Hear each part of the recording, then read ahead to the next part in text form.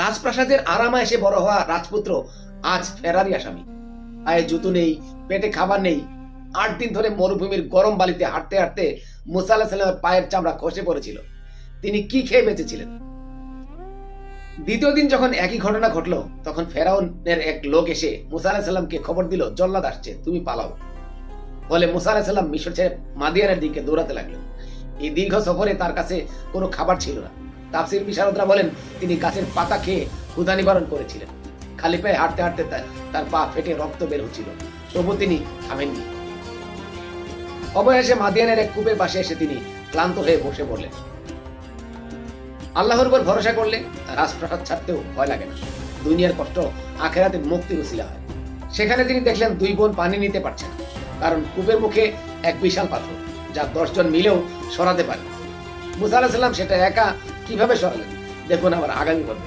পাশে থাকুন, ভালো থাকুন, আল্লাহ হাফেজ।